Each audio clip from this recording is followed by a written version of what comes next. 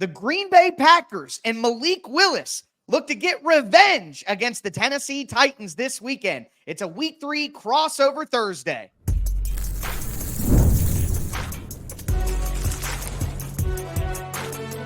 You are Locked On NFL Crossover, part of the Locked On Podcast Network. Your team every day. Football fans, welcome in to a Week 3 crossover Thursday. I'm Tyler Rowland from Locked On Titans, here with Peter Bukowski from Locked On Packers. Thank you for making Locked On Titans and Locked On Packers your first listen each and every day. Today's crossover Thursday is brought to you by PrizePicks. Go to prizepicks.com/LockedOnNFL, all lowercase, Locked On NFL, to win $50 instantly when you play $5. Pete, we have a juicy one this weekend with Malik Willis returning for the first time to the Tennessee Titans after being traded and after taking a lot of criticism in his first 2 seasons. That's going to be very interesting to see play out. On the other side, the Titans have completely choked their first 2 weeks of the season in really deja vu fashion at the end of the day. So a lot to discuss with this matchup. Again, thank you for making Locked On Titans and Locked On Packers your first listen each and every day. Both of us will have our game preview episodes on tomorrow's show, so make sure that you tune in to that. But Pete, I got to show some Southern hospitality here. I got to be the host of today's show with the Packers coming into Tennessee to take on the Titans. Obviously, Malik Willis, the run game, the way the Packers played last week against the Colts, it was pretty interesting. What's kind of the biggest story moving forward into Malik Willis' second game with the Packers? Yeah, I think right now the biggest story is, first of all, let's make sure it's Malik Willis because the Packers are leaving that door open. We heard on Wednesday morning that Adam Schefter reported locally that they expect the Packers to have Jordan Love a limited participant this week, that he will be questionable to play on Sunday, that they're leaving the door open for this opportunity. I don't think he's going to play. Let's I don't buy it. I don't buy it. I think he's 50-50, but it's really like 45-55 not going to play. And I think getting that win over the Colts, which must have made Tennessee Titans fans pretty happy to see, the chosen son in Anthony Richardson go down the way that he did and look the way that he did against the Packers defense. But I think really the question is, what is the next evolution of this? How much can they evolve it in a week? I think 3 weeks, almost to the day since he arrived in Green Bay, he started and won for the Green Bay Packers. That's pretty remarkable. And what they were able to do, Ty, that week, I mean, you watch the tape, the unique run concepts that they were able to get in there, like single wing, old school, high school football stuff. Down, we're going to come downhill and run at you. Is there more play action coming? Is there more passing game stuff coming? I think, to me, they're going to need to do more through the air to beat Tennessee, because I think Tennessee just has a better defense than Indianapolis. And can Malik Willis do it? That's going to be the big question. And then the other part of this, which I think dovetails into, I'm sure, something we're going to talk about because you have it in the graphic, is turnovers. The Packers lead the NFL in turnovers. They lead the NFL in interceptions. And you just can you get Will Levis to make one more brain dead mistake than he might normally make, and then you can win the game that way. I think that's going to be the key here. And I can't wait to see, offensively and defensively, I think it's going to look different. And I think that's going to be a fun thing. So let me ask you this question, because obviously you look at what the Packers were able to do in the run game. They ran 53 times for 261 yards. You know, a lot of people took it as a slight at Malik Willis, and if that's the way you want to take it, then take it. But I announce high school football games on Friday nights. The team that I announce for runs single wing. And I'm like watching Malik Willis run some of these single wing plays that I see on Fridays. And I'm like, the Packers used a high school football game plan, and it worked very well. And you could take that as a slight to Malik Willis if you want, but that is the reality of what they did. The question for me becomes the passing game. So you look at Malik Willis's stats: 12 for 14, 122 yards, a touchdown, no interceptions, no sacks. I mean, he was very efficient. What were the Packers doing in the pass game to get him to that efficient performance? It's interesting because the answer is not a lot. Like, they didn't do anything crazy. It wasn't like they dialed up leak or some of these like specialty calls that they have in their arsenal. Sure. They did go with a cool version of that flood play off play action that everyone in the league runs, where you fake the outside give and you get that naked, where they had Romeo Doubs. It's basically on an over stop route, so that when Malik Willis gets to, he pumped to the tight end on that little slide route and then came right in behind him to Romeo Doubs. They actually ran that twice. But on third down, third and shorts, like the Titans have to be ready. They're going to run these spray outs. And that's something that Jordan Love does. Like that's not anything special in the offense. Right. Like on 3rd and 6, the Packers are just as likely to run a spray out with Jordan Love as they are Malik Willis, because he can make those throws. They saw him on the a dot to Romeo Doubs, a dot to Dontavian Wicks, and the touchdown pass was an absolute dime to Dontavian Wicks. Any more? He's got 6 the other way, Ty, and it's a touchdown for the Packers. So Zach Cruz, who covers the Packers for Packers Wire, charted it, and on 17 dropbacks, the Packers had an open receiver on 16 of them. So that tells you Matt LaFleur has been top 5 every single year he's been a head coach in open receiver percentage and wide open receiver percentage. They're on the puke ball play, which I'm sure Titans fans have heard about by now. Right. They had 3 guys open on that play, and Malik Willis was just like, I'm not trying to throw this ball with puke on it, which I totally respect. You could actually see if you watch the JT O'Sullivan breakdown, he wipes his hand on his towel after he gets the ball because he realizes, oh no, there's puke on this ball. So as long as he can avoid puking, it's probably going to be warm in Nashville, right? As long as Josh Myers can avoid puking on the ball, I do think that this passing game can do some things. But that's what's interesting, because this is a much better passing defense than I think that they get credit for, not just because of the offseason moves that they made. Jeffrey Simmons is an animal. I like the Quandre Diggs signing. I like the improvements that they made in the secondary. I expect them to play more disciplined, to create more pressure than the Colts and the Eagles were able to do. And so that puts more pressure on Malik Willis to make these plays. Absolutely. Well, Malik Willis always had good arm strength. Like if the wide receivers open, you talked about this on my show. Like he had the talent to drive these throws to the outside he the can numbers. Do that. That's so. Again, you got to give credit to Matt LaFleur for an incredible game plan. Talking about pass defense, you talk about the Titans. I want to ask about the Packers. The Packers get 3 interceptions on Anthony Richardson, like you said, leading the NFL in turnovers forced right now. What exactly is happening with the Hafley defense that's allowing them to get all these turnovers? So here's the funny thing, Ty. I don't think we know yet, because all summer we heard about this attacking style of front, this 49ers style, where it's just fly up the field, it's create disruption. Nicholas Petit-Frere learned about it Sunday against the New York Jets when he set a Next Gen Sports record in pressures allowed. 13 pressures given just to just debited. I'm not even going to say credited to, debited to Petit-Frere. That's pretty rough. But the Packers against Jalen Hurts and Anthony Richardson were playing heavy contain rush on the outside. Like those guys not flying up the field at all. And it's hard for someone like Rashawn Gary. He wants to run through your face every rep, and he's got the power to do that. But every once in a while, he'll mix in an inside move and rip inside. Every once in a while, he can run the hoop because he's got that explosive first step where he can beat you to the outside. Well, if someone as good as Lane Johnson knows that the only thing you're going to do all game is try and run through him, he's going to handle that. And so I think there's been some wailing and gnashing of teeth over the pass rush. And Jeff Hafley has been the first guy to say, look, we like what they've been doing. We like that they've been playing gap and lane integrity as pass rushers, because they didn't allow Jalen Hurts to beat them with his legs. They didn't allow Anthony Richardson to beat them with his legs.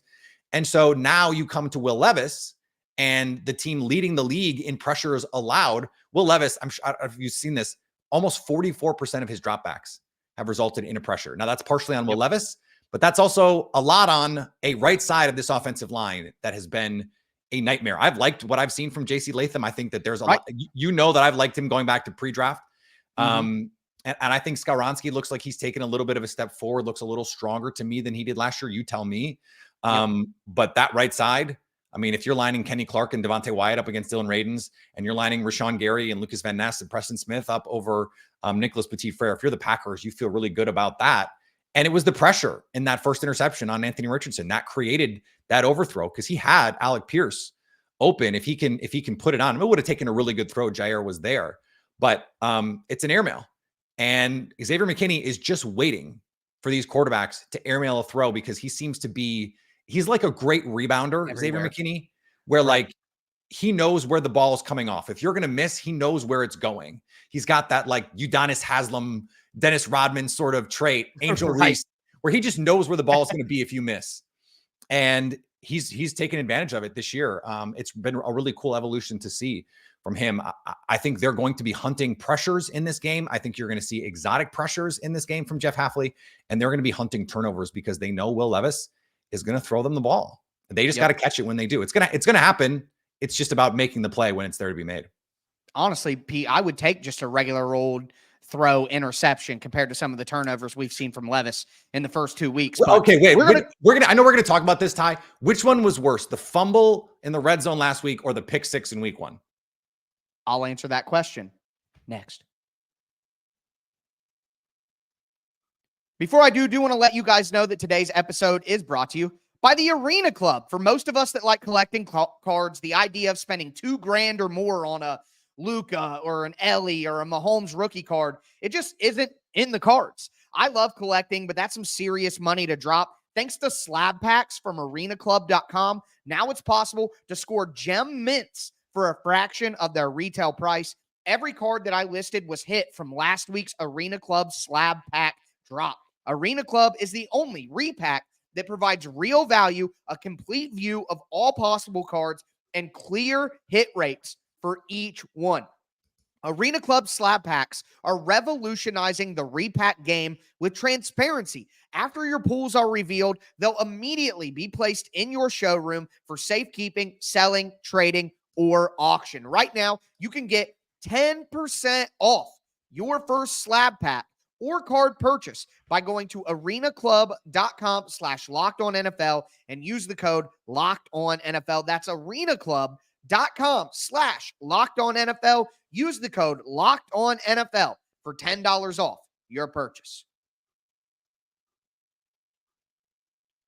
All right, Pete. So we'll continue today's crossover Thursday. Time to talk a little bit about the Tennessee Titans. To answer your question out of the gate, which was worse? To me, it's the fumble from week 2. Yeah. Okay. So you're under pressure in week 1. You're trying to flip it out of bounds because you're under pressure. It's third down. I get it. Okay.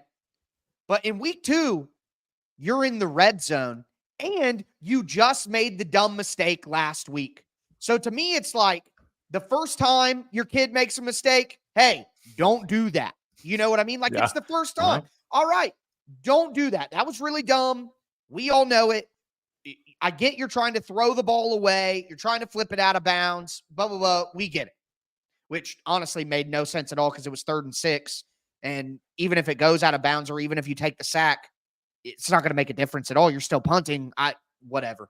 Anyway, it's not like you were going to be out of field goal range if you take a sack, so you can't. Like there's just literally no justification for it.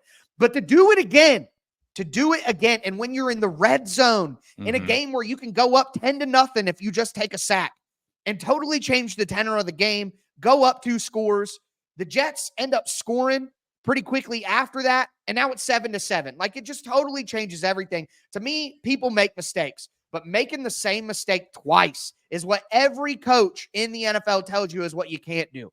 You can't make the same mistake twice. You mean like getting a punt blocked that leads to points for the other team? Oh my God. 4-on-8 punt block. It's just absolutely absurd. But anyways, I think the second one is worse because he did it a second time and they're in the red zone and it's at the beginning of the game. It's just worse to me. But either way, that's clearly the biggest thing for the Titans this week.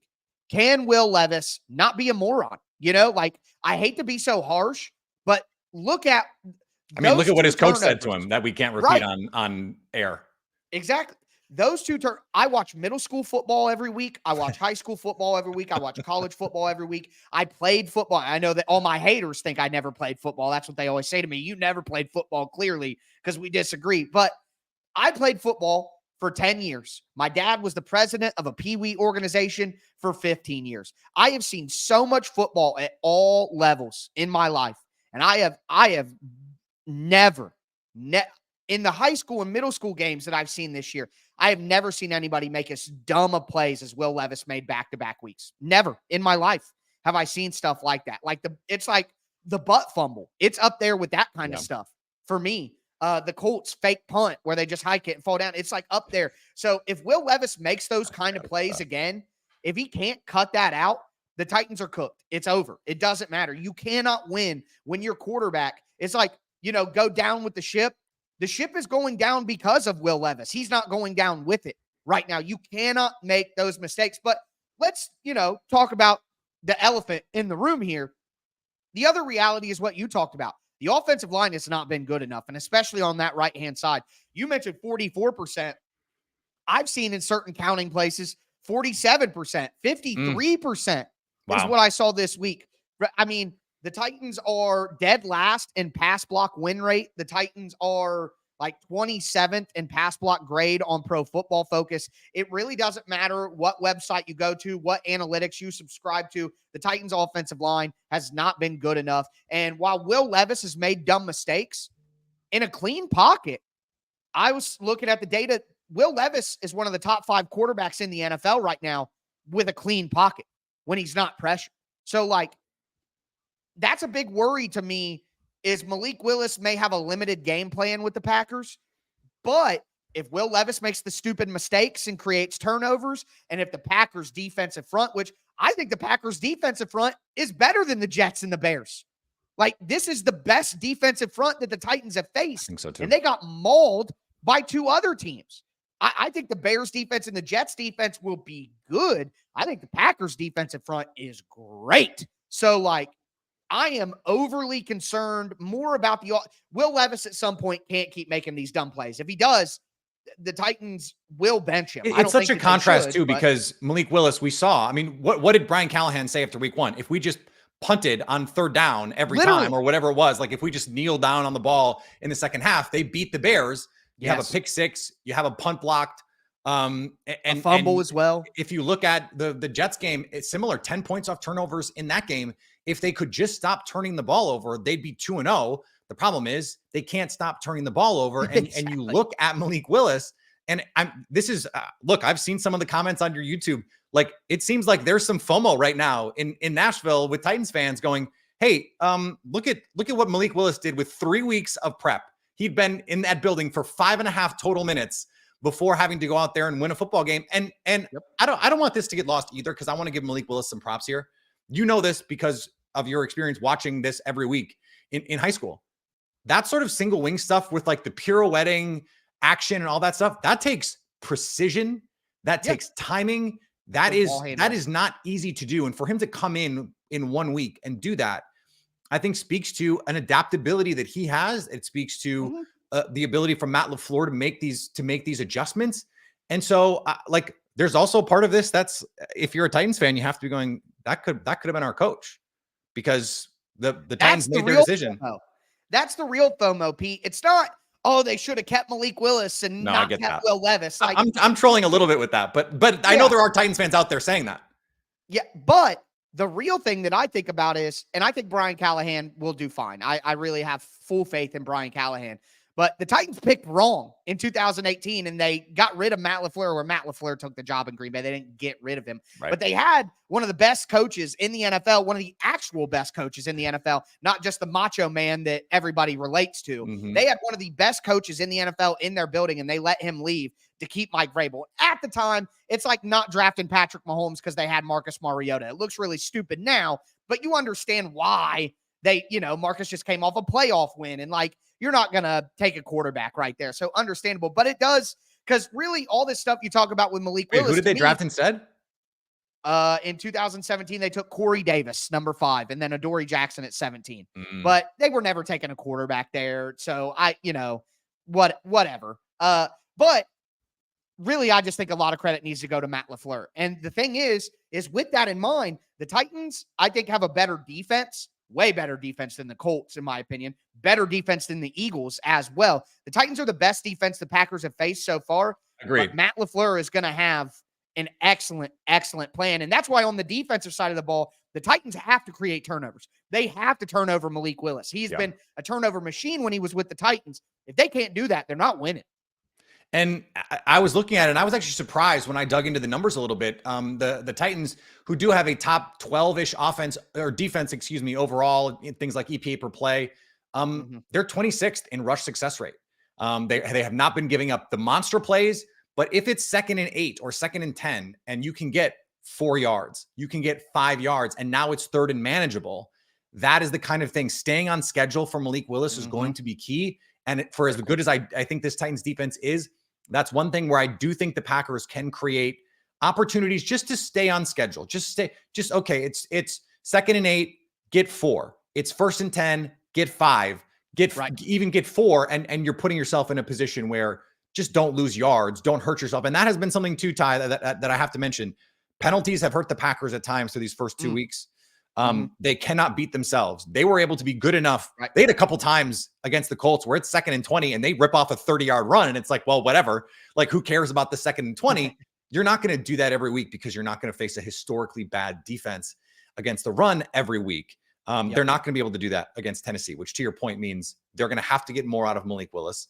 They're going to have to be a little bit more creative with how they get the ball to guys like Jaden Reed and Christian Watson, who did not really see the ball at all, but they're using him as like a puller on these, gap run schemes, which is awesome. That Christian Watson, the former 34th overall pick, he leads his draft class in touchdowns. He's still, playing on these insert runs. He's leading and like kicking out safeties and digging out defensive ends. That he's doing that. It's a credit to him, and it's a credit to the culture that they've built. That's what they're able to do. It really, I think it's going to be an interesting contrast on Sunday because of what each team is going to ask of his quarterback. And they're both going to be going, please just don't lose this for us. Please just don't lose this for us. And it's going to come down to which quarterback decides, I'm not going to lose this for us, and is able to actually do that. Well, speaking of that, let's look at some of the keys to this game, what we think will make the big difference. And if you've been paying attention for the first 20 minutes of the show, you probably have a good idea what we're going to hit on. First, do want to let you guys know that today's episode is brought to you by FanDuel Sportsbook. Look, you've heard us talk a ton about FanDuel, America's #1 sportsbook, but I got something just a little different for you now. Now through September 22nd, all FanDuel customers can bet $5 and get a 3-week free trial of NFL Sunday Ticket from YouTube and YouTube TV. Then, with a YouTube TV base plan, you'll be able to watch every regular season Sunday afternoon out of market game. All you need is a Google account and a current form of payment, and you can cancel at any time. This game that we're talking about right now, you look at the odds on FanDuel, the Titans are 1.5-point favorites in this game. I don't know about that one.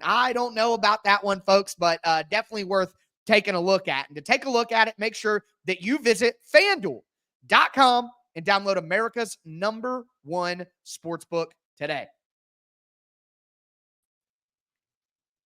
All right, Pete.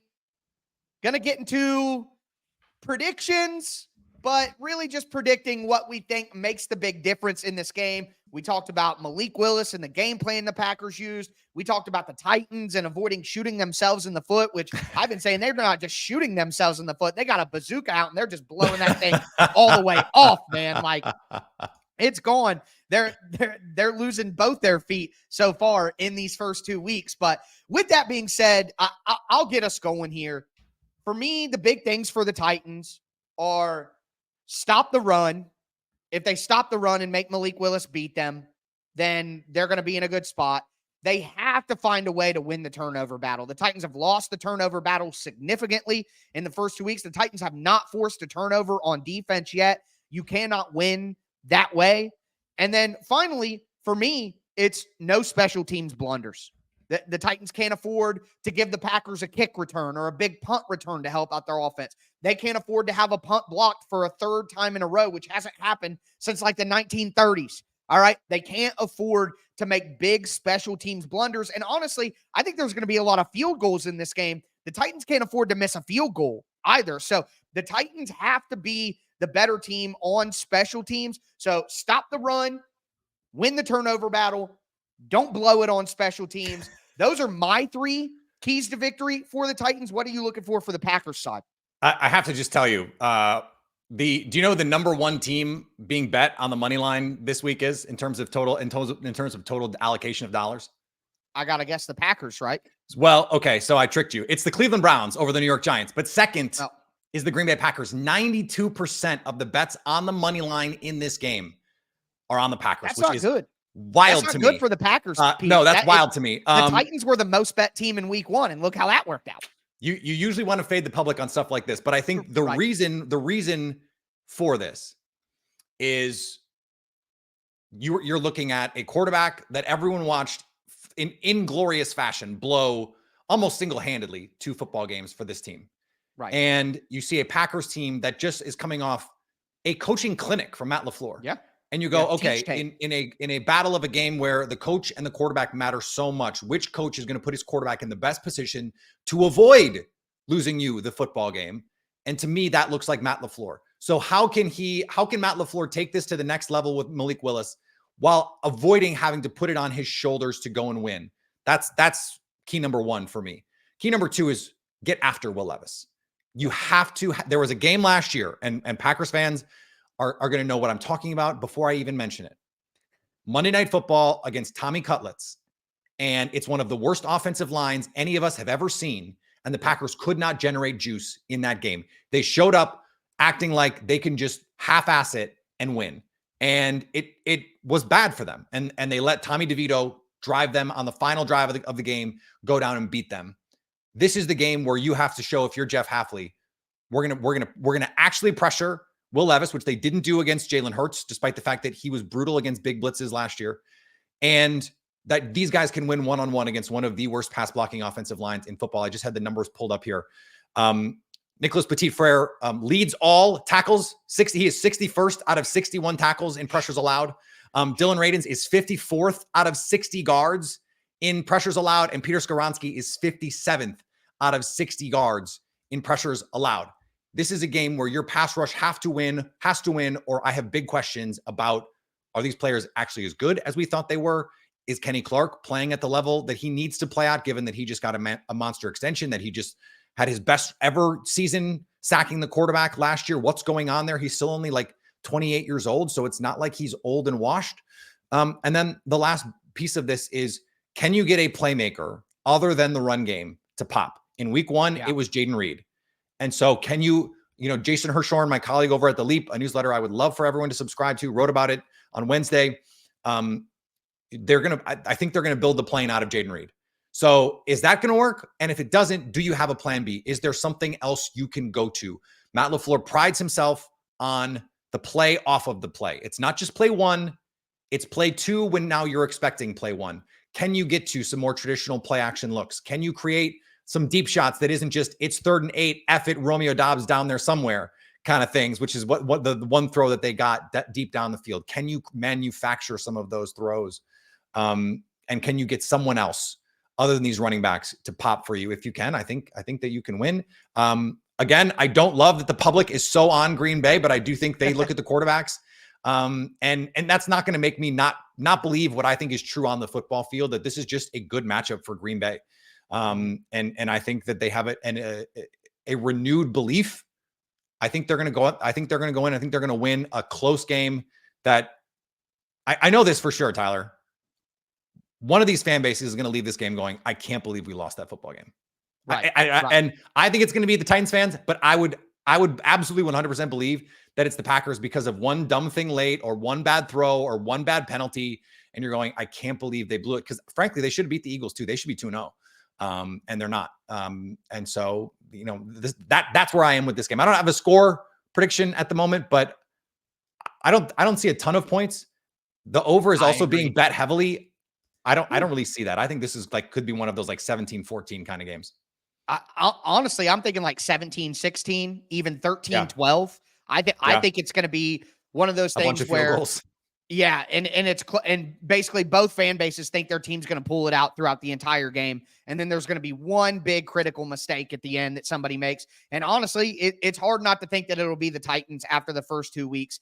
But I think I'm leaning towards the Titans finding a way to pull this out because I think they'll be better against the run than the Colts are. And I would like to see how the Packers perform when they're not running the ball at it. I mean, I wanted to check on this. I don't have the data. I couldn't figure out how to check on it. But when was the last time a team attempted 50-plus rushing attempts? Like, I looked at the top 25 rush attempts, and 25 was like 61. And every single instance of it was 1978 or earlier. So, like, I couldn't get down to 53 to see when the last time that happened. But I think if the Packers try to run the same game plan they had last week against the Titans will be able to find a way to pull one out at the end. But I do still think that Will Levis makes dumb plays, and because the Packers will get that pressure and he'll get frazzled and he'll go Carson Wentz. I kept telling people that Will Levis reminds me of Carson Wentz. This was last year, the way that he moves frantically in the pocket, his footwork being so ridiculous and frantic. That's the best way to put it. His feet are just all over the place. No calm, no poise, none of that. And it's because there's pressure on him all the time. And I think that's even worse in week 3. But again, if the Titans defense can hold down the run game, should be pretty interesting. But that is going to do it for us on a week 3 crossover Thursday. Locked on Packers, Locked on Titans. Make sure that you guys tune in for our Friday show to get you guys finally ready for this matchup. But that's going to do it for us today. I am Tyler Rowland, host of Locked on Titans, here with Peter Bukowski, host of Locked on Packers. You guys stay safe out there and enjoy the football.